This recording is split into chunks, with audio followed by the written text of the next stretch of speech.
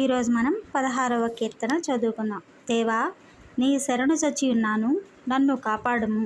నీవే ప్రభుడవు, నీకంటే నాకు క్షేమాధారం ఏదియూ లేదని యెహోవాతో నేను మనవి చేయుదును.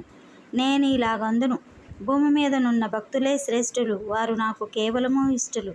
యెహోవాను విడిచి వేరొకని అనుసరించి వారికి శ్రమలు విస్తరించును.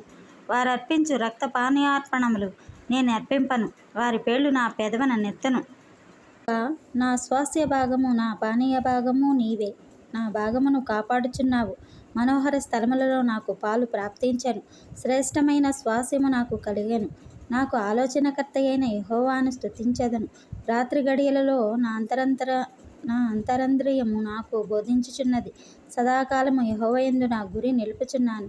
ఆయన నా కుడిపార్శ్వమందు ఉన్నాడు గనుక నేను కదల్చబడను. అందువలన నా హృదయము సంతోషించుచున్నది, నా ఆత్మ హర్షించుచున్నది.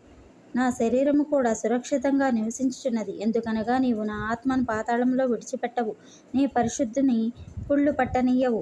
జీవమార్గమును నీవు నాకు తెలియజేసెదవు. నీ సన్నిధిని సంపూర్ణ సంతోషము కలదు. నీ కుడి చేతిలో నిత్యము సుఖములు కలవు. ఆమేన్.